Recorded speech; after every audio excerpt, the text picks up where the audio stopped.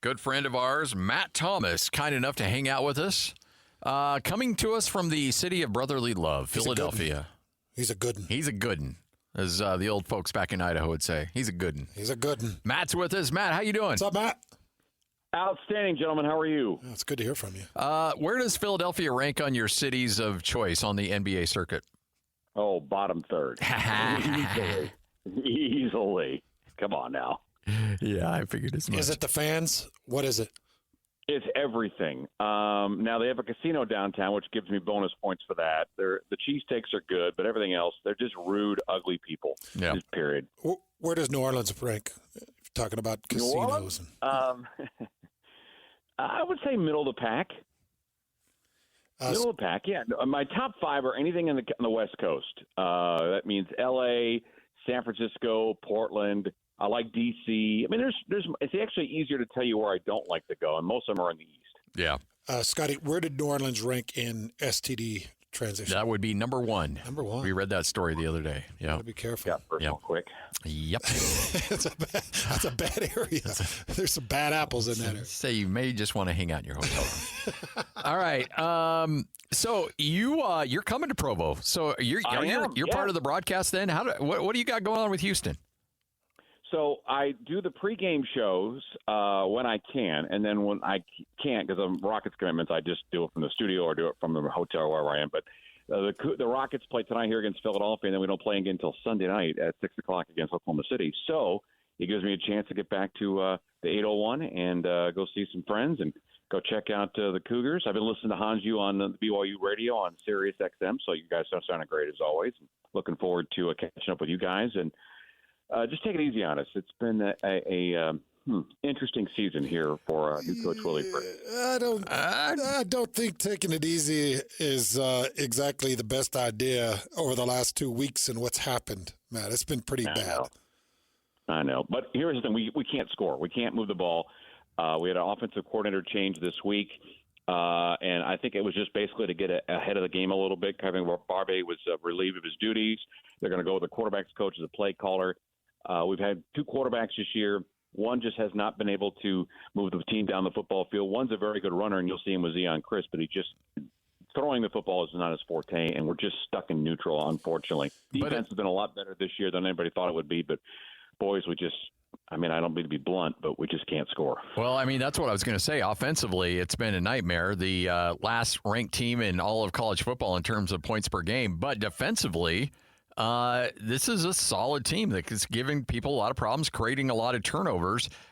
Is that locker room holding together? Because, I mean, that's quite a discrepancy between two sides of the ball there. Well, here's the thing, Scotty. I don't know if the locker room needs to hold it together or not. I mean, there's 60 new faces on this team this year. I mean, they've obviously gotten along and worked well with each other, but this was a complete overhaul from what Dana Holgorsen got left and what Willie Fritz inherited. So he had to go to the portal real quick. He had to go to the JC route. Obviously, transfers are a huge part of this, and so they've all kind of embraced the opportunity to play a lot. Their defense has been really good. You saw that against Utah a few weeks back. You saw that in the Kansas State game. But the defense can only do so much, and the biggest problem is the Cougars' offense has been turning it over a lot in the red zone, a lot in short field. We saw that against Kansas earlier this year. We saw that against Baylor, and we saw it against Oklahoma. And if not for some really untimely turnovers, this team may have one or two more victories. But the number one thing that I think Willie Fritz is going to have to do in the portal is go get a legitimate, big, strong-arm quarterback.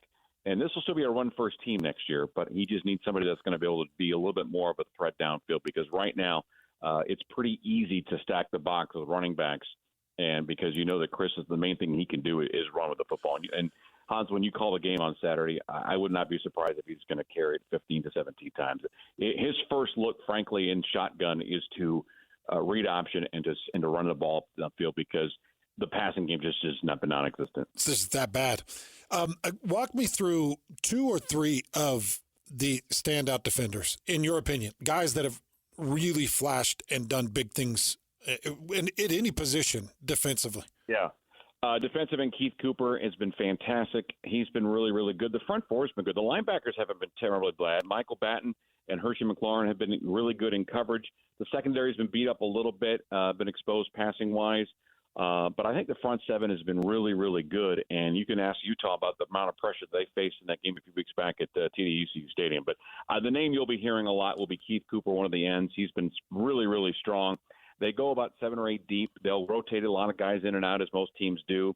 But I think the number one thing, if I'm BYU, is I want to take a 7-step drop. I want my offensive line to protect me, and I want to throw the ball down the football field. And if you can do that, I think BYU is going to have a lot of success. That's a problem.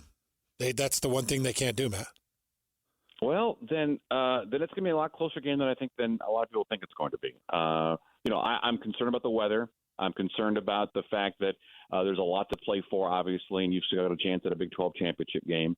But also there's a lot of it that could be a spoiler role. Willie Fritz this week basically telling everybody in the Houston meeting, he's telling the kids this is their bowl game. So, and you know what that's like when Kansas came into Provo a couple weeks ago. They kind of had that same sort of philosophy, and they pulled off the upset. So I like the guys. They're really hard workers. They're good kids. They're buying into Willie Fritz. And by the way, Willie is an excellent, excellent football coach. Anywhere he has gone, whether it be Georgia Southern, whether it be at Tulane, he turns football programs around.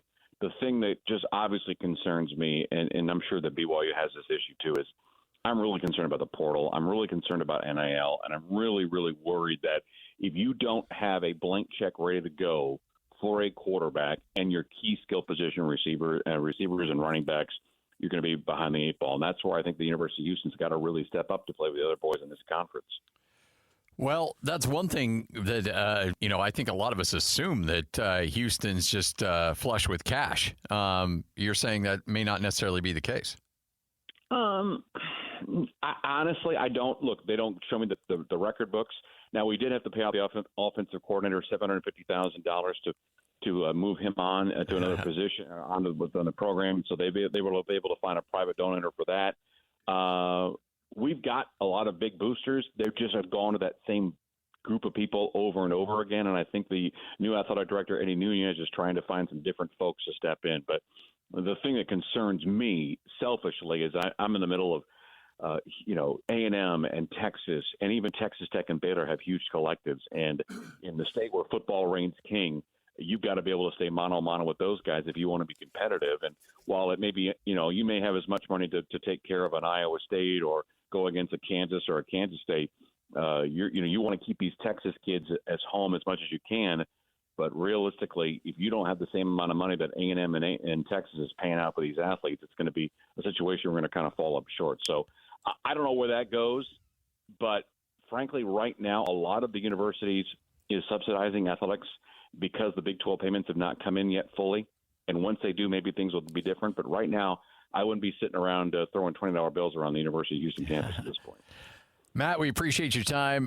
Looking forward to getting you here to Provo and get a chance to run by and grab a little Cafe Rio on your way home. So there you go. Bring that extra meat, extra, free meal, extra. I got all the vernacular down. I still come to all these Rockets Jazz games. I try to get the crew with me to go with me. And they're like, we can get fajita salads anywhere. I'm like, but it's a Cafe freaking Rio. Come on now.